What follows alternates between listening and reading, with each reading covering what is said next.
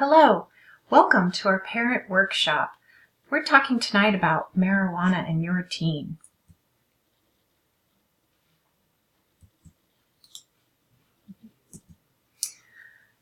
You probably know a little bit about marijuana, and we're not going to go into a lot of detail in our very short workshop, but it is a natural plant.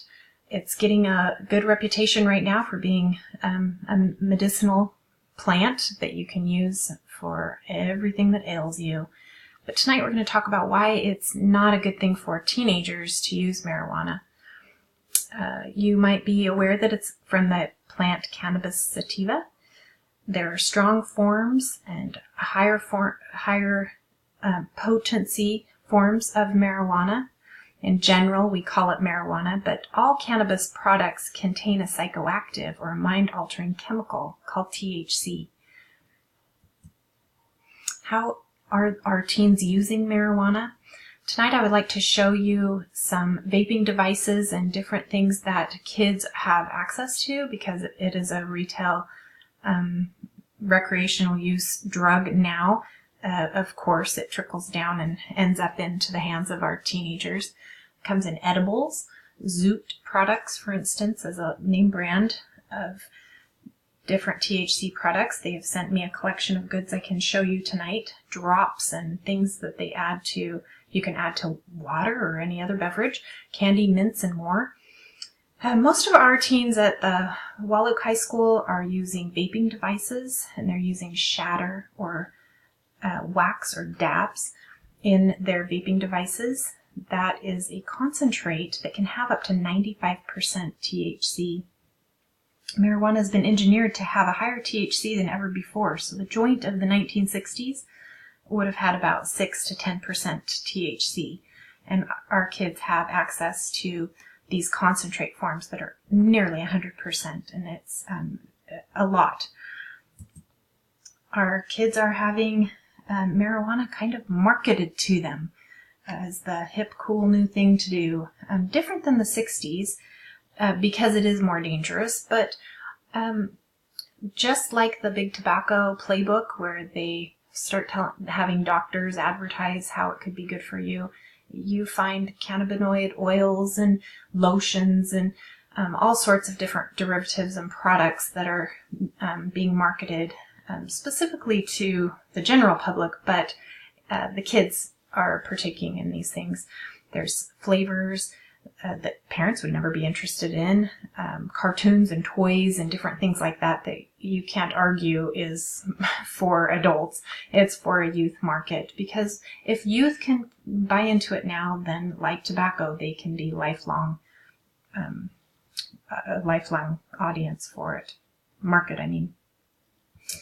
How do I know if my teen is using marijuana? Well, sometimes it's tricky to know if a teen's behavior is just normal teenage behavior or if they are using substances like marijuana. But if your teen isn't acting the way you think that they should, then talk to them. Have a conversation. We're going to get into that a little bit into the workshop, some role playing, some conversations that we're going to have, and hopefully make it a little easier for us to understand how to do that.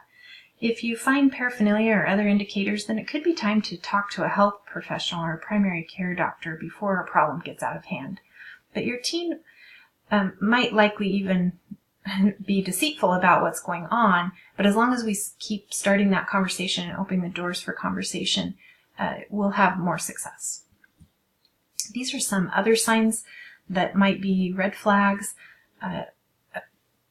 Appearing stoned or glassy red eyes, obviously slurred speech and distorted perception, or use of lots of breath mints and mouthwash, etc. So those are some kind of obvious things. Sometimes we're going to find chargers or things for these vaping devices around.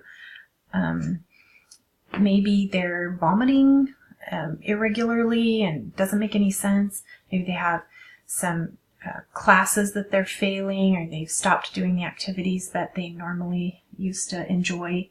So all of these things can be warning signs. At Wahluke, how many of our kids are using drugs? Well, with the legalization of marijuana in Washington, the perception of harm dropped and the availability increased. So You can see from these graphs that marijuana is perceived as easy or very easy to get by over half of our 10th and 12th graders. We can also see that marijuana is perceived as not as harmful by nearly an over half in from 8th to 12th grade. So when we look at these charts, we can see that kids think it's easy to get and it's not very harmful. So why wouldn't they use it? But the actual lifetime use of marijuana, or someone that's used marijuana at least once, it's relatively low. Most of our kids are not using marijuana, which is good to know. Heavy use is 10 or more days in the past month, and that's a really low number. So for the most part, our kids aren't trying to use marijuana, but we still need to be aware of it and help them understand the dangers of it. So, what makes marijuana harmful for our teens? Well, addiction, mental health issues. It can be dangerous if they're driving with under the influence. They can have learning and cognitive problems, school failure. Marijuana can be addictive. Most of the teens who enter the drug treatment programs in Washington report marijuana is the main drug that they use. And also, sometimes teens use marijuana because they have maybe ADHD, or they are just trying it recreationally or whatever, and they find that it maybe makes them feel like they have less anxiety or depression. Ultimately, though, it compounds the problem, and if they do have underlying mental health problems, marijuana only makes it worse. It can even be associated with psychotic disorders and schizophrenia and severe anxiety and depression. And so we want to avoid that, since teenagers already have enough to deal with. Marijuana can cause them to have learning problems and to be forgetful, to miss important deadlines and dates. So the teen brains that are still developing make this an even bigger issue for teenagers. Scientists have learned that the teen brain isn't fully developed until they're 25 years old. And so this is why teen brain is more vulnerable for the effects of the drug than any other age. Drugs hijack the pleasure sensor of the brain and affect the natural ability to produce dopamine. So teen brains that are still forming have a harder time bouncing back to normal after drug use. It becomes more compromised. The effects of drugs don't end when the high wears off either. These dopamine levels remain low, and sometimes a teen can feel depressed or anxious for weeks after they've used marijuana, and even develop panic attacks or other issues. So what can you do if you think your teen is using, or what can you do to prevent them from using? Well, the answers are all about the same. Start your conversation with your teenager and be a good listener. Set clear family rules and expectations, including the consequences of drug and alcohol use. Believe it or not, teens want to know what their boundaries are.